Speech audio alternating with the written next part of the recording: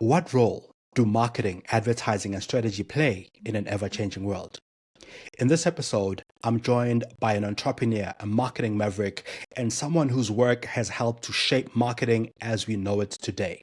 Seth Godin is the author of many books, including Lynchpin, Tribes, Purple Cow, The Practice, This is Marketing, and his latest book, This is Strategy. We talk about why businesses sometimes think they have a marketing problem when in fact they have a strategy problem. I ask him whether he believes marketing is ethical.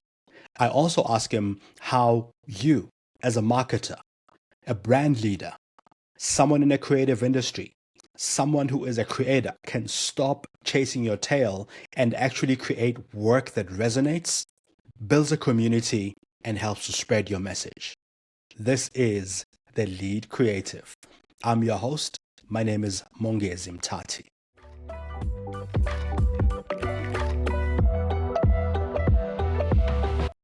Seth, thank you for making the time once again to talk to us on The Lead Creative. One of the things that I really appreciate about your work is that I often get to discover people and ideas that are new to me and people whose ideas, in fact, really matter and are really changing things. So in your current work, what idea or concept has shifted your thinking, and how has that idea been playing out in real life? Well, I think the same thing about you. I mean, when we interact, the way you show up in the world, your leadership. So thank you for doing that. I don't think people realize how hard it is to keep showing up with a podcast and everything else. We can notice things if we choose. And in the new book, This is Strategy, what I'm trying to understand, what I'm trying to decode for people is we can make a change in the world. That there are all these things in the world that aren't working as well as we might like. There are injustices that need to be addressed. There's resources that need to be allocated. How are we going to do that? And so it's not that there are perfect heroes in the world. It's simply that there are people who are doing things that over time make a difference, and we can learn from that. In This is Strategy, there are quite a number of things that you cover, and I want to go back to that a bit later on in our conversation. In the world today, we talk about a lot of connections digitally, but a lot of these tend to be superficial in many ways. How do brands and creators foster truly meaningful communities that are built on trust and loyalty? Well, the hardest part is just saying what you just said, doing it on purpose, doing it with intent. That having someone's email address doesn't mean they're your friend. Following someone on Facebook doesn't mean you have a relationship. We've created all this noise and flurry, but relationships are about mutual trust, the mutual exchange of value, giving other people the benefit of the doubt, offering dignity to people. This is very hard for profit-driven corporations to do because they want to be in charge. And so I think it begins by surrendering our desire to be in charge and finding the empathy to understand that other people don't see what we see or want what we want. How then do you drive people towards your profit-driven objective as a brand? I think we can see that in the long run, organizations that build actual communities don't struggle. In the short run, they will never outperform someone who's hustling and shortcutting. So we have to have intent. Are we here to make a profit on Tuesday? Or are we here to make a difference and build a resilient organization for the long haul? Those are totally different paths, and we get very confused because we think we can easily have both. Now, with the growth of digital, we are also seeing that people's attention spans keep dwindling. They keep getting less and less and lowering over time. What should brands focus on to ensure that they stand out without falling into the trap of the all too common marketing gimmicks that we see out there? So getting the word out and you broadcasting doesn't work anymore. If people are going to know your work, it's because their friends told them. not because you told them. So the way we use social media is not by trying to build a big following for our company, but by giving the people who do follow us tools that give them status and affiliation when they talk about us. That no one's going to talk about you because it's good for you. They're going to talk about you because it's good for them. Now, one of the things that we experience, I think, as marketers, as strategists, as creative people, a lot of the time, you spoke about being in it for the long haul, doing it over the long term, because the short term or on the short run, the hustle will always outperform the person who's in it for the long haul. How then, in this day and age, do creators and brands, especially on digital, create meaningful connections where sometimes you don't know immediately that you are creating valuable connections? How do you measure these without using metrics that don't really matter?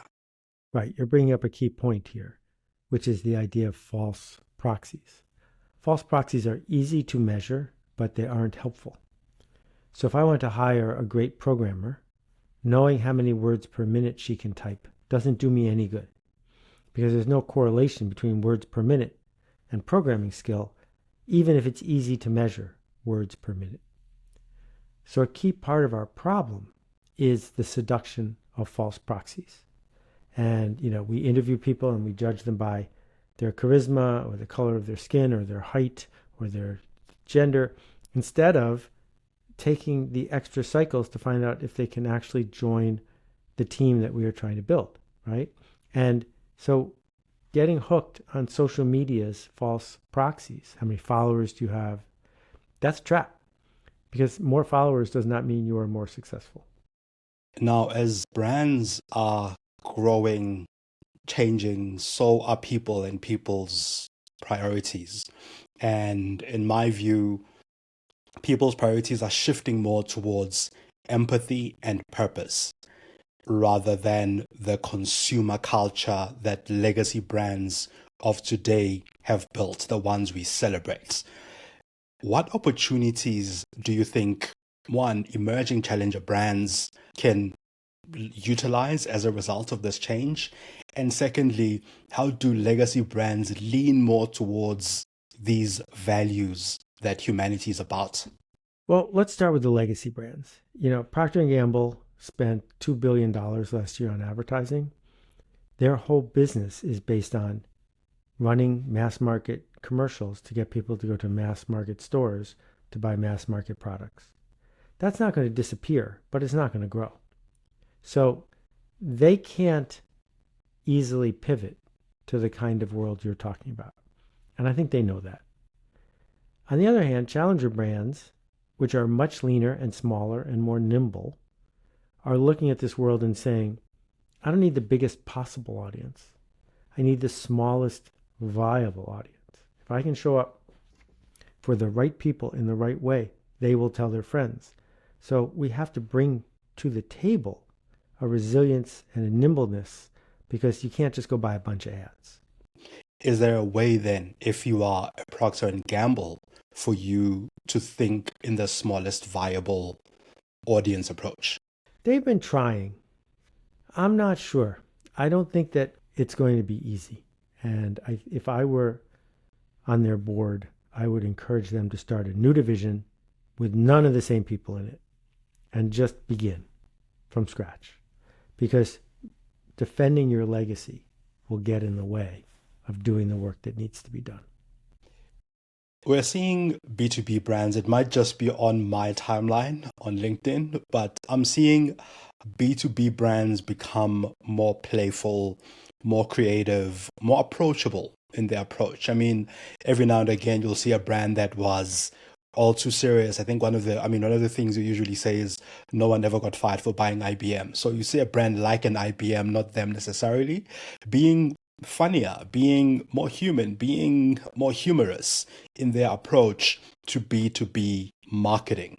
What does this shift tell us about the future of B2B marketing and what brands are realizing about how they've been doing it?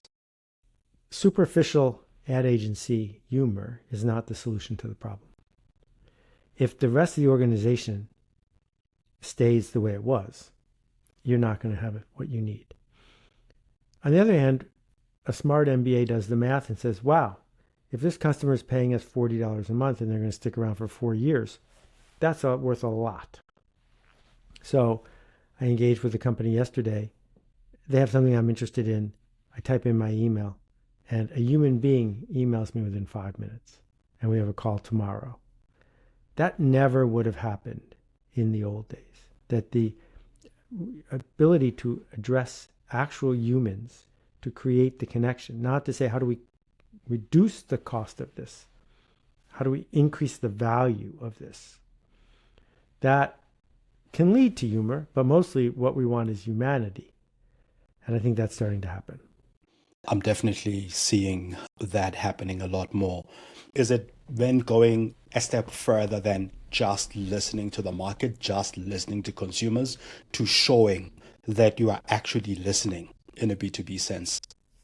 Listening is very hard. Watching is even harder. And what we really need to do is watch. Watch what people are doing, because what people do is what they really believe. So they may tell you they want X, Y, or Z, but if we watch them, we can see how they're spending their time and their money. And we've created this universe where it's easy to watch people now. But many organizations don't have the empathy to watch. They just want to insist. In your latest book, which you mentioned when we started, This is Strategy, which also has a course that I've been taking actually alongside the book itself, you argue that businesses think they have a marketing problem and they try to address a marketing problem when in fact they have a strategy problem. Can you give us a sense of, firstly, what the book is about, and how you then diagnose that you have a strategy rather than a marketing problem early, before it becomes too expensive? It doesn't matter how fast you're going if you're going in the wrong direction. And companies that think they have a marketing problem think they have to get the word out. They have to hype. They have to hustle. They need to hire a new ad agency. A strategy problem is, are you trying to solve the right problem for the right people? A strategy problem is the wind at your back, or are you fighting the current? Where are the systems and the time? Are you bringing empathy to the table? What game are you playing? These are the things we have to do before we start doing the things that feel like marketing. So as a strategist myself, I engage with quite a number of brands, and a lot of the time we work on a brief that they send because, to your point, they've seen a problem and they've invested time and money into this problem, putting out pitches, engaging with agencies, and then they get to you and you realize it's the wrong problem that they were trying to solve and invested in. How then do you sway a business that has invested, that has gone too far in the wrong direction, by the time you, a person who works at an agency, receives this problem? Right. So when you pick your customers, you pick your future. And agencies that wait until they get a broken client with a broken plan are going to spend all their days working with broken clients and broken plans. You don't need that many clients. Go find clients who are willing to have unbroken plans, who are willing to understand strategy. So that means agencies need to go upstream and teach potential clients how to think about strategy. And when you do that, you will find the clients you deserve, right? And so I don't think it's possible when a mid-level marketer sends a medium-sized agency a brief to persuade that mid-level marketer to change their mind. I think we have to go upstream. The same way, if Volkswagen was trying to hire a better ad agency when they should have been fixing the way they were dealing with lying about diesel, or when Ford was running around trying to sell SUVs when the SUVs they made weren't very good, ad agencies aren't the solution to that problem. You need to work your way up to get the attention of people who can actually see the real problem.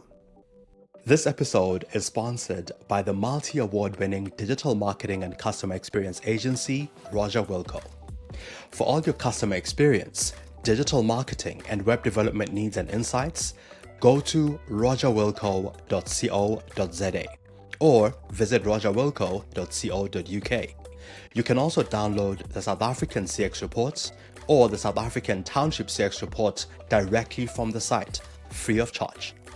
Both reports shed insight on people's shopper habits, changes in the marketplace, and mostly, they provide actionable brand and marketing insights. Now back to the show. Could part of it be an advertising problem, as in we try to fix a systemic and product problem with more advertising, thereby creating a bigger problem for ourselves? Exactly. So one way you can tell if a company is in trouble is if when competition shows up, they run more ads. Right? And, when I was at Yahoo, it was the beginning of the end for them. And that's when they started investing in advertising. Instead of saying, our strategy is now obsolete, we need a new strategy. In the course, This is Strategy, you discussed genre quite a bit in one of the chapters. How can we use genre to stay focused without becoming too niche or fringe? Well, first of all, it's super fun to say genre. But secondly, genre is just, what do you rhyme with? What section of the bookstore do you belong in? When you introduce yourself, I'm going to make some assertions about who you are and what you do. And if you don't make it easy for me to do that, I will ignore you. So what we have to do is say, I belong in this category. But given that we agree I'm in this category, this is why I'm on the edge of the category. This is why, for people in this category who want this, I'm the only one, right? But first we need a category. So one of the things that I'm experiencing quite a bit talking to content creators, more developed ones and ones coming into the space, hugely experienced marketers and marketers just starting their journey. There's always this idea of the niche, the person you're serving, and that. And there are two schools of thought here. The one is, of course, go niche, go very minimum viable audience, go there. That's where you want to go. The other is, sometimes if you niche yourself too much, you miss out on the potential audience that you could build.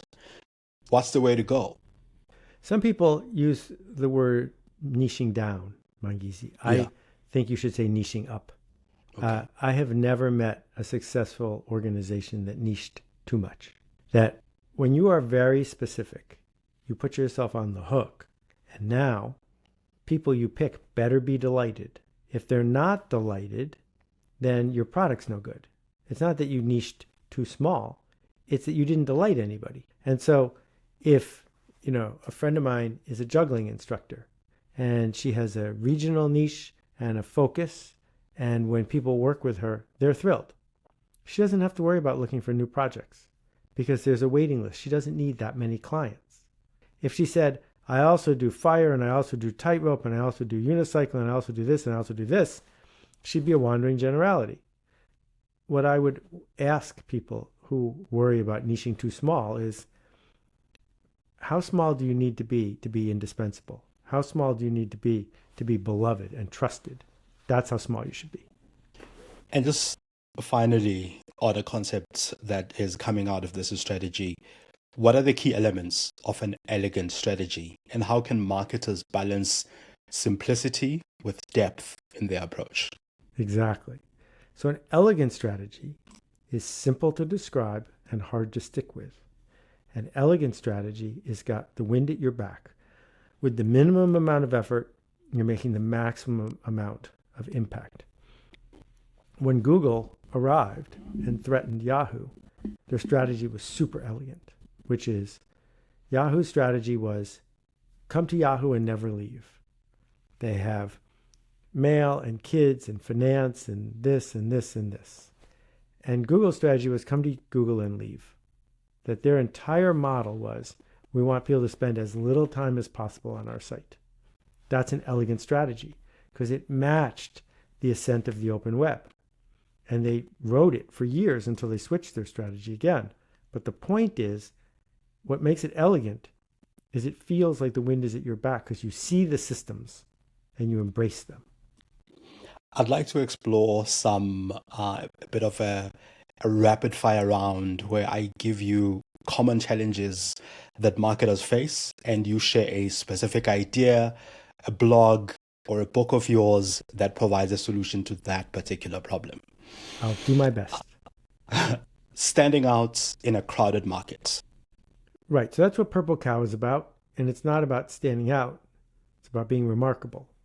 Worth making a remark about. You don't stand out with a gimmick. You stand out when other people talk about you. Building engaged customer communities. So some people would like to have a tribe, a group of people that support them. But you're probably not going to have that.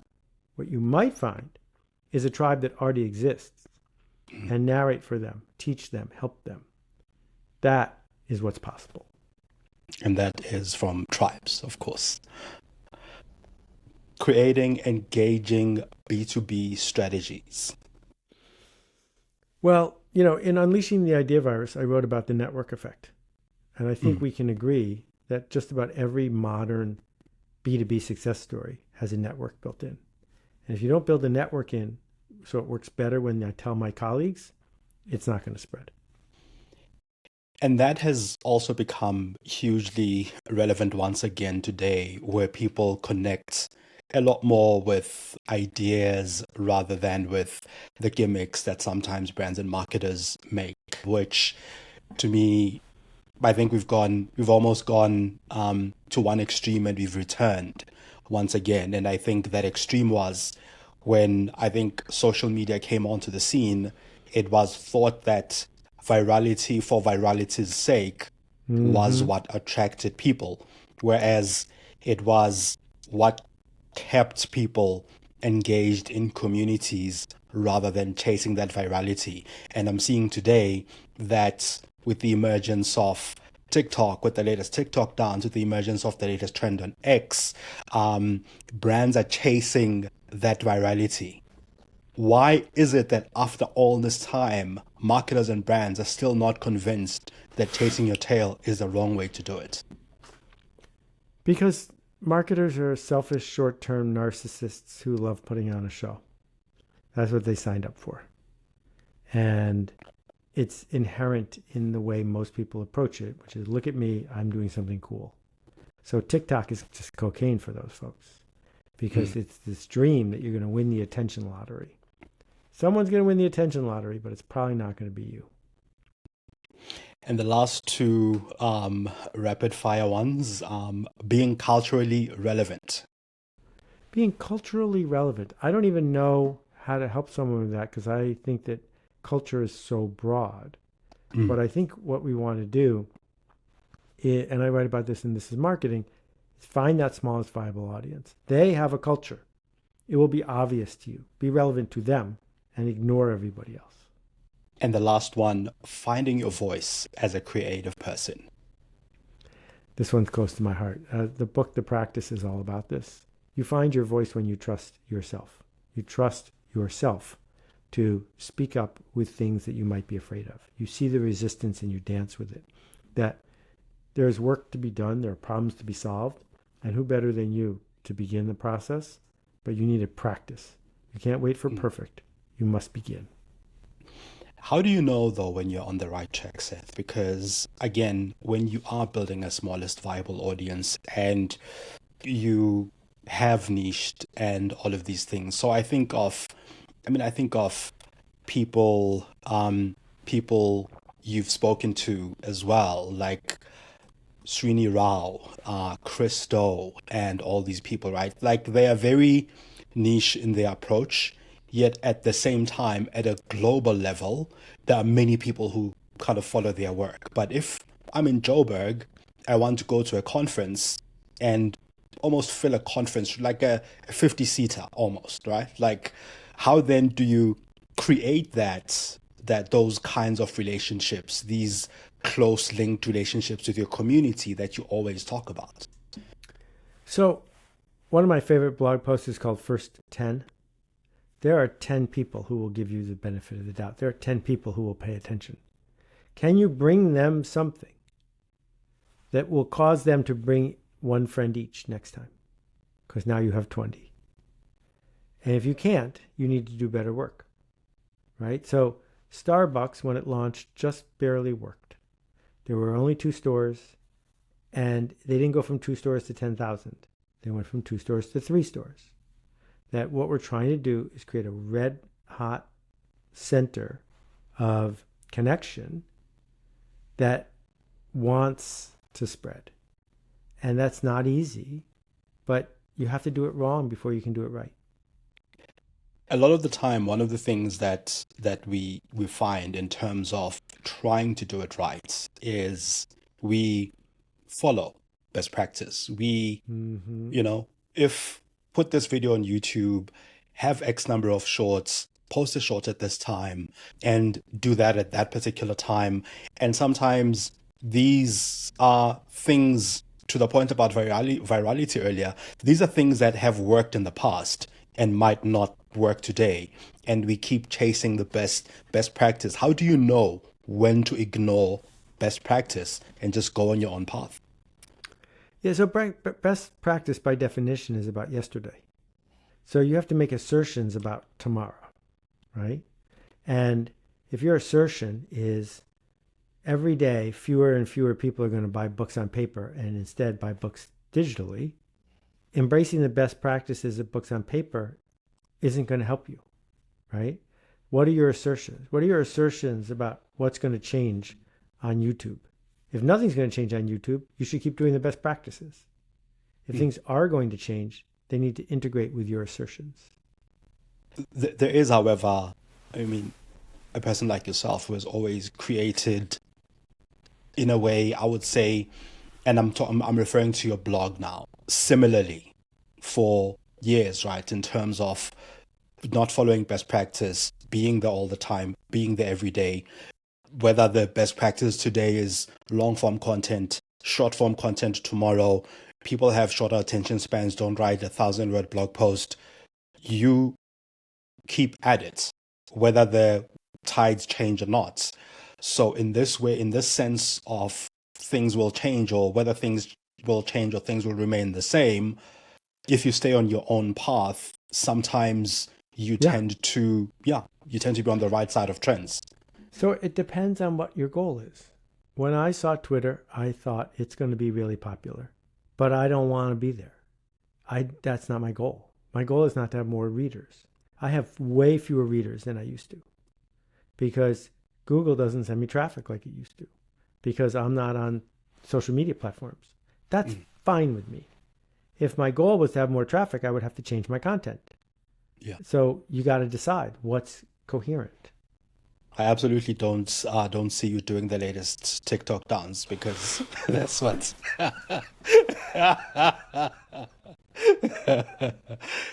Seth, we usually have a question that our guest leaves for our next guest, and one of the questions that I thought was really interesting to ask you is by one of our guests who is the group CMO of Momentum Metropolitan Holdings. Her name is Nontogozo Madonsela.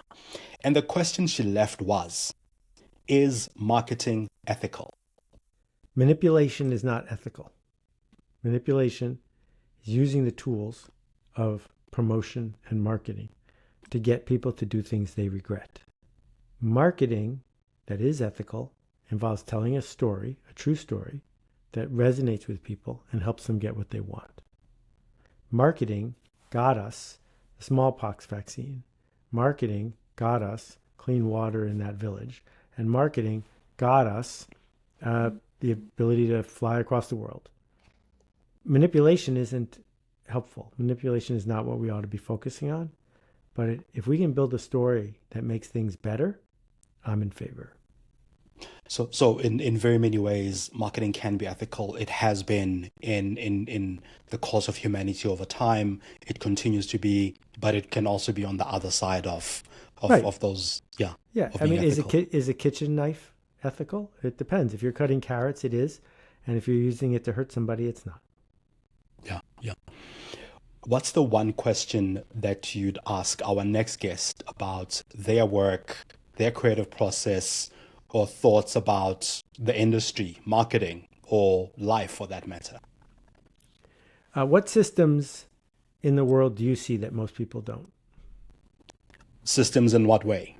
In what sense So, of systems? I mean, I talk about systems in the book. The solar system is a system. Gravity keeps the Earth rotating around the sun. The military-industrial complex is a system where countries buy weapons and then need to raise taxes to buy more weapons, and then they have to use them. The educational industrial complex keeps famous colleges busy and raising their price. The fashion industrial complex is polluting the whole planet. 8% of our climate problems caused by companies making clothes as fast as they can and people buying them as cheap as they can, denigrating entire communities. There are all these systems around us that self-perpetuate, that change our culture. Some of them are good systems, like public health is a great system, and some of them are negative systems. But if you don't see a system, you can't change the system. And lastly, if you could ask any living person about their unique take on marketing, creativity, or life, who would that person be, and what is the one question that you would ask them? I'm so fortunate that books and audiobooks exist so I can get that question answered often. Like my teacher, Pema Chodron, who I've never met, but I did write the foreword for one of her books. Pema is happy to share her answer to that question. I think I've learned the most from talking to people who aren't particularly well known, who live in a village or a town and have built a life that they're proud of. And watching what they do, talking to them about how they avoid the short-term hustle, I find that incredibly useful. You mentioned something earlier as a final question about listening is hard, watching is even harder. What should we be watching or looking out for as creators, as brands, as marketers in the course of humanity to make our messaging resonate more? Well, focus groups don't work unless the person running the focus group is very skilled. But the skill you can learn is to eavesdrop on people and see how they respond to what you made. Go to the store and just sit there and watch people look at the shelf, right? Understand how your employees are working around systems you built to get their job done because the system's broken, right? That being patient and watching it happen is critical. So I wrote this book and I had 300 people take the workshop while I was writing it. So I could watch them respond to the lessons. I didn't ask anybody, is this lesson any good? I watched them respond to the lessons and I took their behavior to make the book better. And incidentally, we've come full circle, I think, to what makes a great strategy, because that's it. Really watching people and being able to then help them do the things they do better. Seth, thank you once again for making the time. Thank you for your leadership. To get more content from the lead creative, please hit share, subscribe, and spread the love.